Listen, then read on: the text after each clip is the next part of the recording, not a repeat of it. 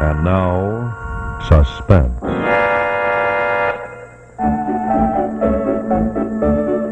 Your host is Autolite, world's largest independent manufacturer of automotive electrical equipment. Producer of over 400 products for cars, trucks, tractors, airplanes, and boats in 28 plants from coast to coast. Autolite makes a complete line of ignition-engineered standard and resistor-type spark plugs and dependable Autolite stay-full batteries. Other products made by Autolite include horns, electric windshield wipers, relays, ignition coils, and batteries. Then there's spark plug wire, battery cable, starting motors, distributors, generators, instruments and gauges, and a complete line of ignition-engineered Autolite spark plugs. In addition, there are bullseye seal beam headlights, fuel pumps, bumpers, and hubcaps. So remember, from bumper to tail light, you're always right with Autolite.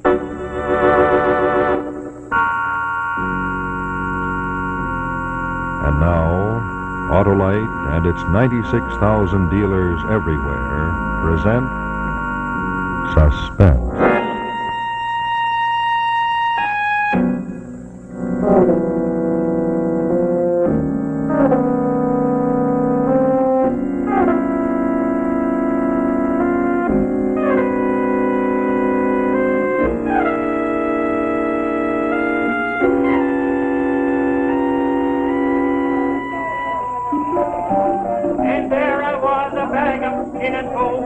Lying on the banks of the river Orinoco, with an arrow wound in my boot.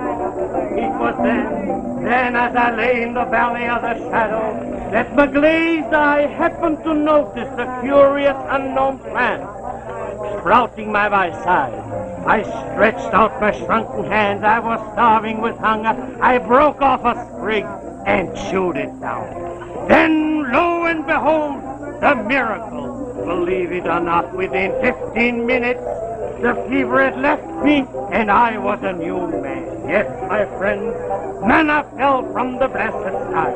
For there, within my grasp, I held a panacea to end all human ailments.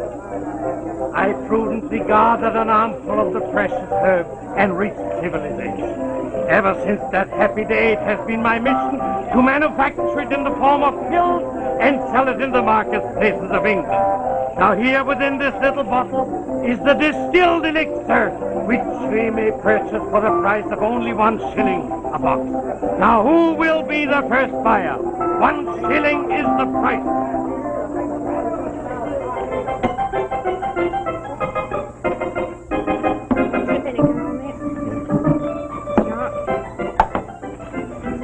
That'll be 6pence, please.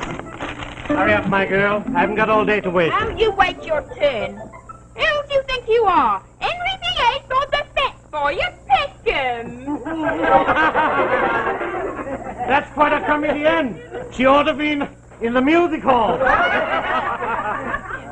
You got the looks for it. Oh, thank you for nothing. Now, what'll it be? Addis, Whiting, Place, or... Well, when I first came in, I fancied a nice piece of Dover sole. But now that I've seen you, I can think of something I like better than fish. Such as? Such as a little kiss to whet my appetite. Here, you take your hands off me, you... That's a nice little flipper you got there. What's your name? Beatrix. My friends call me Bee. Bee, eh?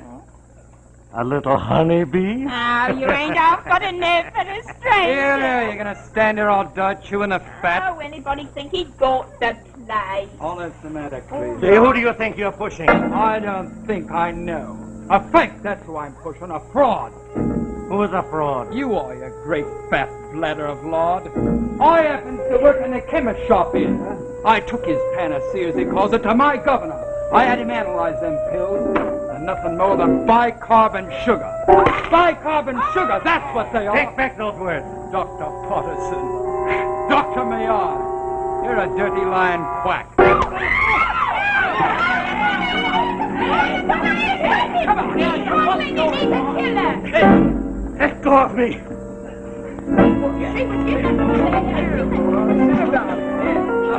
now.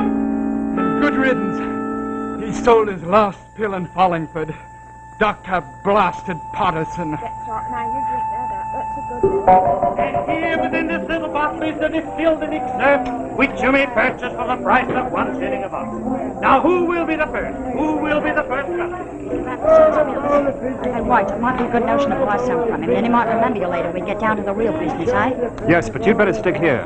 I don't want him to see you yet. You'll need all your wits about you for the job you do on him later. I won't be long. That's them, all right. Clean-shaven, dark complexion, 5'9", check cap. And the girl, red hair, pretty, turned-up nose, check skirt, straw hat, stockings beige. I wonder why they split up. Oh, we've got to keep our mince pies glued on it.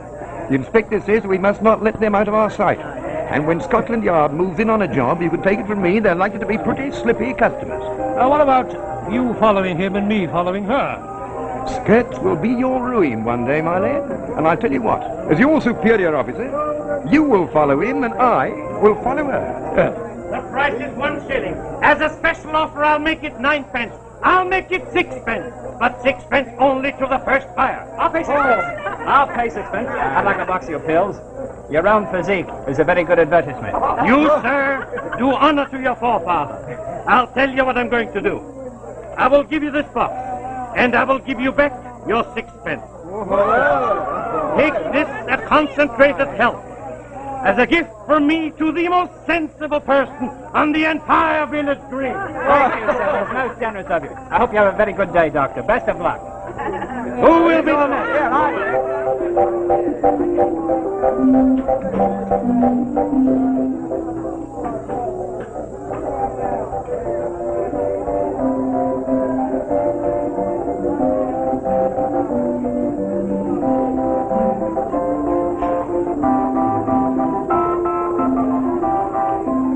Well, I think I got his attention all right. He'll remember me. Good, let's go over to the Crown Boys. They're set to be there within the hour. Come on.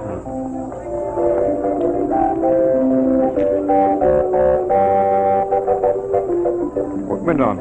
Well, if I know. He bought a box of those fake pills and then came over here to the girl. Blessed if I know what's going on. What did the bloke say to her? Just caught the last phrase. Something about getting a good place over at the pub. Oh, did he? Well, our instructions are to stick to their heels, so we'll go and get a good place over at the pub. That, my boy, is what I call combining business with pleasure.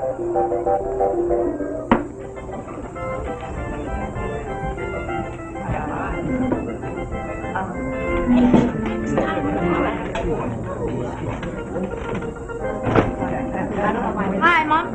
How about another gin? Oh, put some peach bitters in it. All right, gin and peach bitters, eh? Yes. All right. That little bit of fluff's developing quite a thirst. That's her third gin. Yes, she certainly has a capacity. Can't you use any word under 3 syllables? Good evening, my good. Oh, Master Thomas. Good evening, Martell. As per usual, double Martell and dry ginger. Yeah, Mum, I'll save you the trouble of my drink. All right. Oh, I'm sorry. Yeah. Thirsty weather, eh? Yes, a bit too thirsty for me. Well, you're in the best place in the world to put that right. Yes, it'd be better off if only for me another drink. Won't he? No, not him. He's afraid I'll get drunk. Now I ask you, do I look the type of woman to you who gets drunk? I should say not.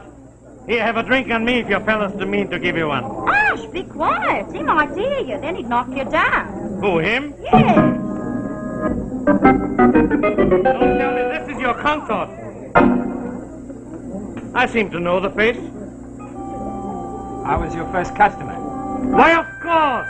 The most sensible man in Gladwin. You sure showed a lot of sense to pick this high-stepping filly for your wife. I suppose I did. Better watch out. Somebody might steal her from you. You'll join us in a drink, won't you?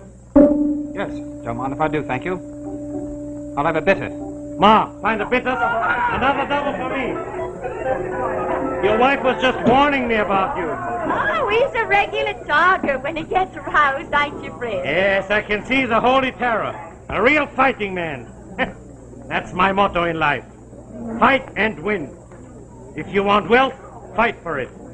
If you want to talk to a pretty woman in a pub, There's no reason why you shouldn't. Or is there? Here's hoping. Oh, you have got to swallow. I don't like the way the wind is blowing. For once in your life, you said something right. It's going to be a stormy night.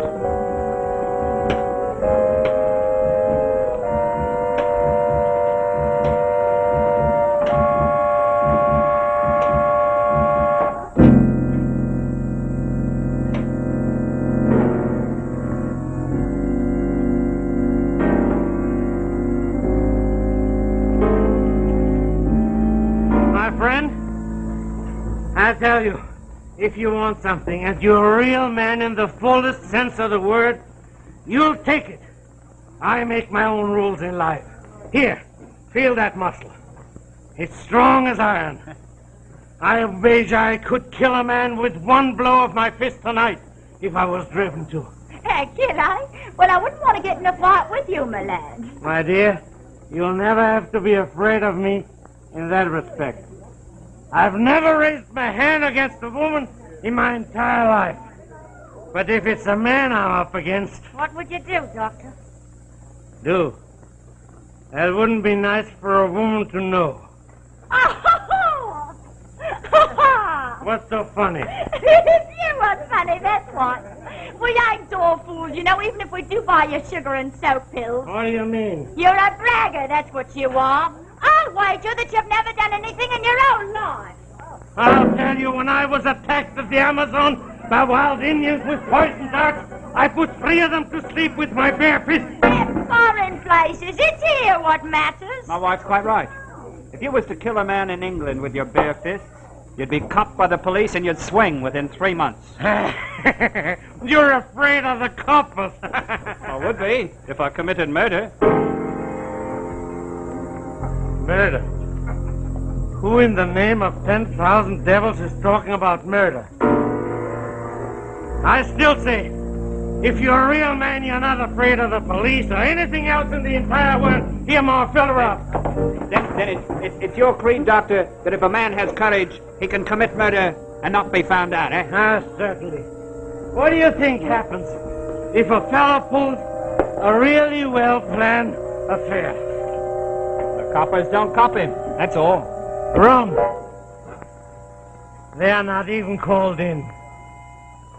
The verdict is accident or suicide. Sounds like if I ever wanted to kill anyone, I could come to you for advice, eh, Doctor? I flatter myself I could tell her a point or two. And I don't think I could ever kill anyone. Not that there aren't people who deserve to be under the sod. One in particular. Whenever I think of him, my blood goes all curdled like inside of me. Rolling in wealth he is and did me out of my share of my father's will. Every time I see him stepping into his first-class carriage, I'd like to bash his smug dial to a pulp. That's good, Willie. I'm glad you have some real red blood trickling through your veins. Anyhow, I doubt if even you could tell me how to get rid of this blackguard.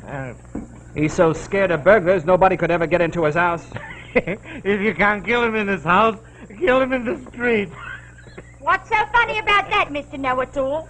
I'll tell you that you couldn't no more knock off this fella any better than my husband could. Ah, there's always a way. There's always a way. All right, then. Tell us the way. Tell me husband the way, Dr. Cheap Jack. All right. I'll take up the challenge. I'll undertake to tell this underling how to eliminate this enemy he has a grudge against. But first I must know who the victim is going to be. Now tell me, my little man, who is it you have an urge to remove from this veil of tears? I'd like to murder my brother.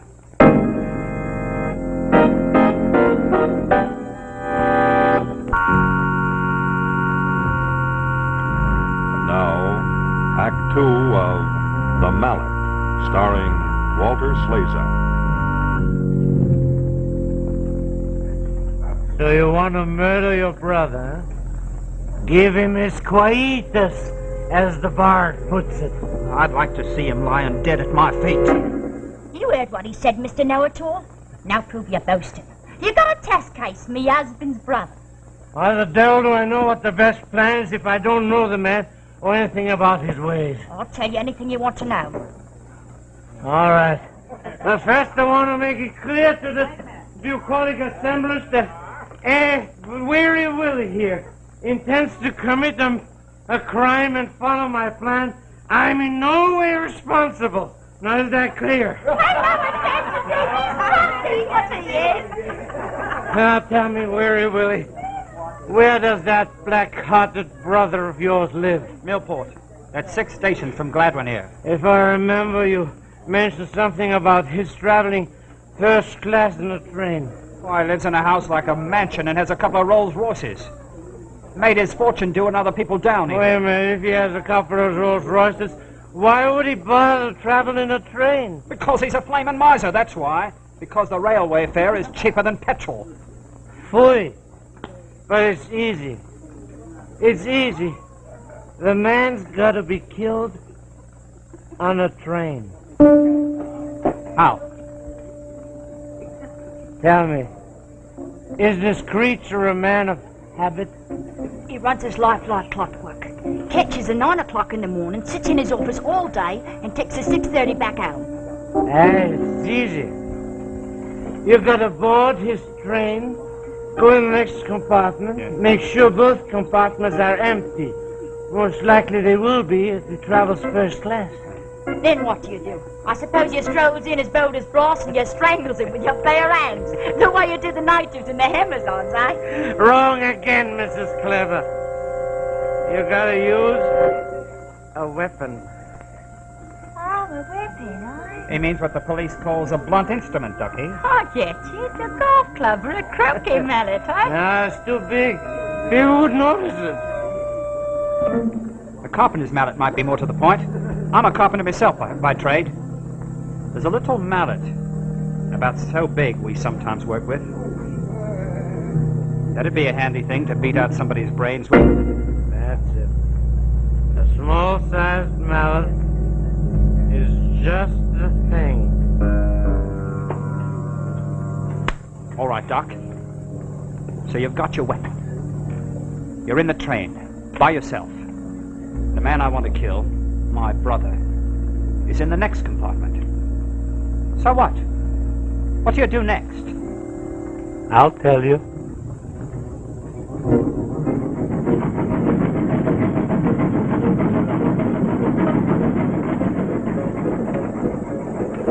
Naturally, you don't carry the thing you're going to kill him with right out in the open. It's got to be hidden.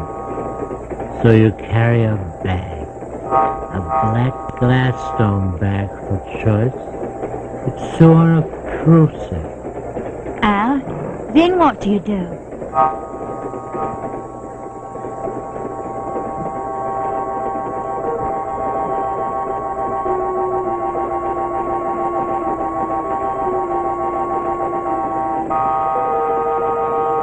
You gotta know your journey, every yard of it. You've been over it again and again. You know every house, every landmark, even in the dark.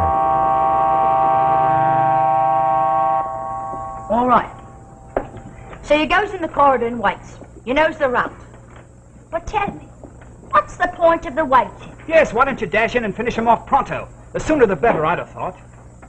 That's just where you'd hang, Weary Willie, and I wouldn't. You know, it's night, but still people are always watching trains. Little kids from back windows. You gotta wait your opportunity when no one can see you. And where might that be? There's a good-sized hill between Tweedler's Station and Oxney Flitch. That's right, Doctor. Now, how does a train go through a hill, huh? It doesn't climb over it. The tunnel, of course, the tunnel. That's a brilliant stroke, Doctor. Did he get it? They're certainly getting a plan out of him. Let's get a bit closer. We mustn't miss a word of this. There's one thing. Suppose, when you rush into the compartment with the mallet, he puts up a fight and pulls a communication cord. Ah, you fool! Who's talking of rushing in with the mallet and killing strangers? We are talking of taking revenge on somebody who's wronged you.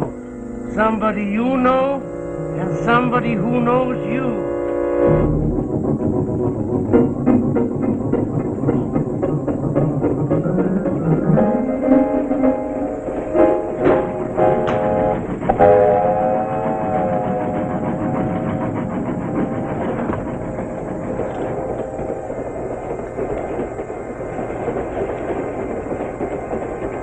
Oh, you. When have you taken the traveling first class?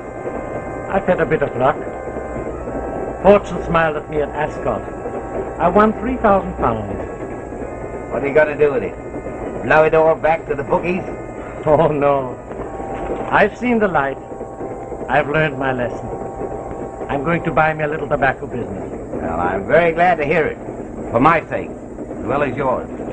From now on, perhaps you won't keep pestering me for cash. And drop this ridiculous notion that I've cheated you. I will never disturb your peace again.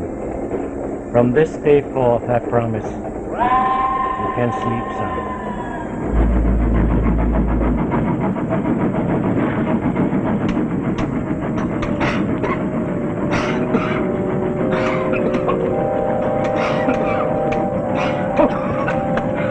Close the window. I always forget this blasted tunnel.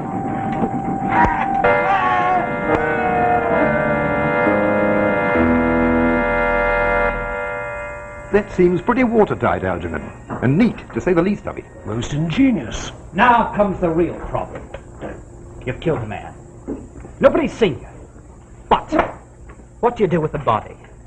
That's been the downfall of most criminals. Hi, you ain't so dumb after all, Fred. And you ain't out of the woods yet, Dr. Cheap Jack. What do you do with the body? Ah, you all got the brains of gnats. Naturally, you've got to dispose of the body. That's easy to any man of brains. No, isn't there a river to cross with a big bridge just before you come to Oxley Flynn Station? That's right, Doctor. Well, come on, you little liver sheep. Use the imagination. The train crosses the bridge. You open the door. You pick up the body. And you throw it out the window. It's down into the river. It's a 20-foot drop. With rocks. They find the body. Poor fellow. He had an accident. Smashed his head against the rocks. Now is that a good plan? Now is that a good plan? Foolproof! Foolproof, you win the argument. And now perhaps you'll have a last drink for the road with me and Nellie. We must be on our... No, everybody has a drink on me. The drink's on me, Ma Farrah. You know, Doctor, I've been thinking. Your plan ain't so foolproof after all. There's a flaw in your ointment, so to speak. What flaw? The mallet, Doctor. What about the mallet? You can't throw it into the river afterwards. It might be washed ashore somewhere. My old gal's got you there. The mallet. The mallet. The mallet, Doctor. Tell us, what would you do with it? The mallet. The mallet. The mallet. Isn't there a slag heap just by the gas works? An incinerator where they burn the rubbish? It's right, love, there is, right beside the railway line. There's your answer. You take the mallet, you throw it on the slag heap, and in 2 minutes it's burned to a cinder. So that's how you did it, Potteton. You haven't been telling me how to kill my imaginary brother. You've been reliving a crime you committed yourself. What are you talking about? I have suspected it ever since we found that half-burned mallet on the slag heap. Parker Potteton, alias Richard Morley, I arrest you for the murder of Alderman David Raines on the night of December 12th, 1910.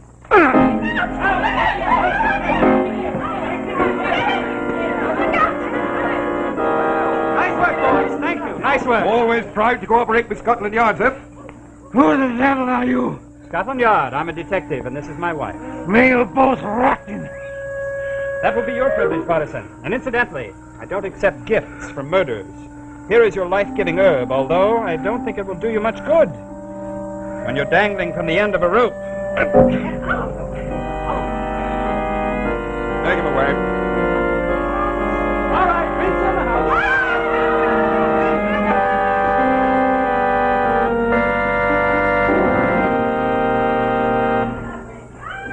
Friends, this is Rex Marshall speaking for Autolite. And before we leave, I'd like to show you the picture of a man who is really in a jam.